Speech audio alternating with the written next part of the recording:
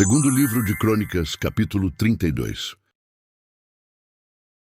Depois destas coisas e destes atos de fidelidade, veio Senaqueribe, rei da Assíria, e entrando em Judá, acampou-se contra as cidades fortes, a fim de apoderar-se delas. Quando Ezequias viu que Senaqueribe tinha vindo com o propósito de guerrear contra Jerusalém, teve conselho com os seus príncipes e os seus poderosos, para que se tapassem as fontes das águas que havia fora da cidade, e eles o ajudaram. Assim, muito povo se ajuntou e tapou todas as fontes, como também o ribeiro que corria pelo meio da terra, dizendo: por que viriam os reis da Assíria e achariam tantas águas? Ezequias, cobrando ânimo, edificou todo o muro que estava demolido, levantando torres sobre ele, fez outro muro por fora, fortificou a Milo na cidade de Davi, e fez armas e escudos em abundância.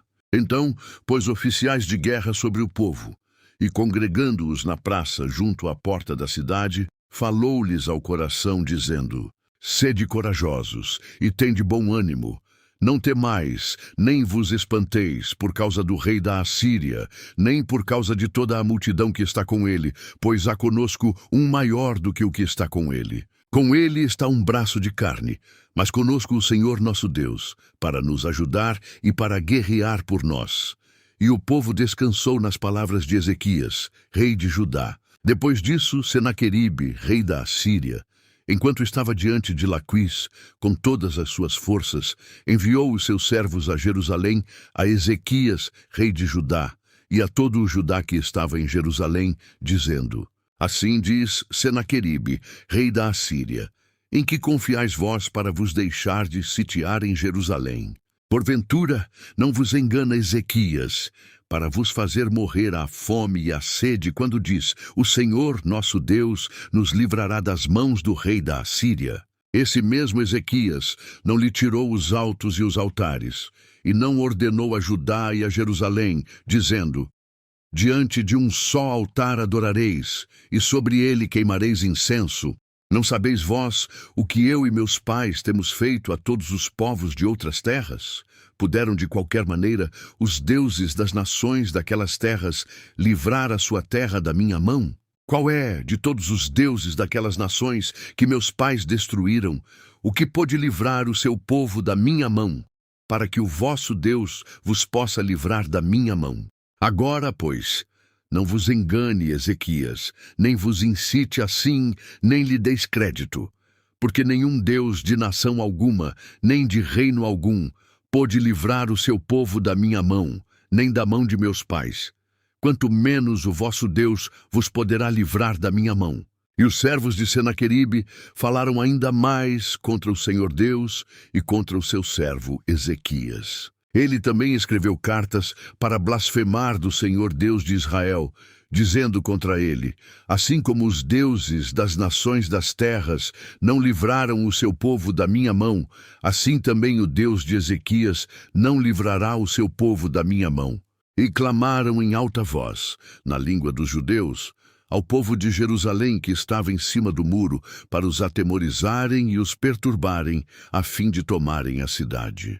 E falaram do Deus de Jerusalém como dos deuses dos povos da terra, que são obras das mãos dos homens. Mas o rei Ezequias e o profeta Isaías, filho de Amós, oraram por causa disso e clamaram ao céu. Então o Senhor enviou um anjo que destruiu no arraial do rei da Assíria todos os guerreiros valentes, e os príncipes e os chefes.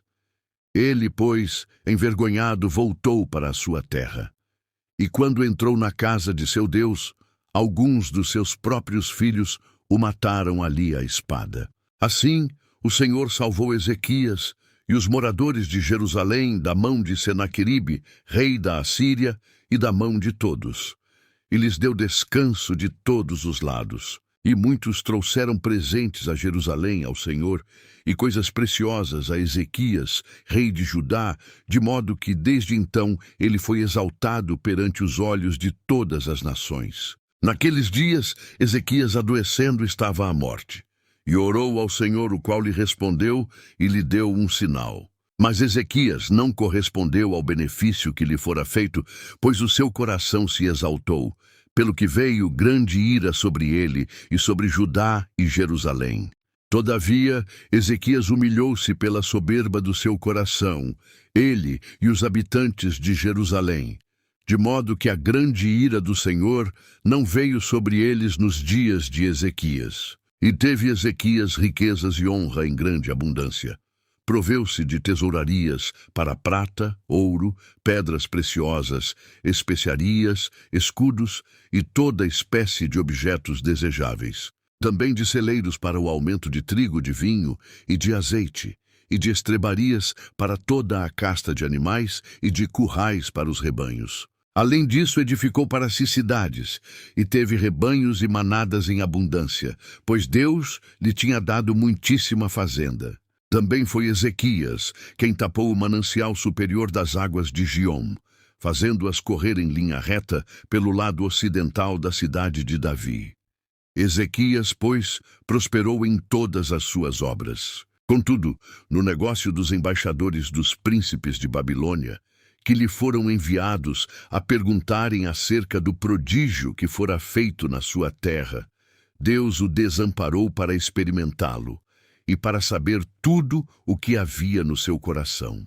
Ora, o restante dos atos de Ezequias e as suas boas obras, eis que estão escritos na visão do profeta Isaías, filho de Amós, no livro dos reis de Judá e de Israel.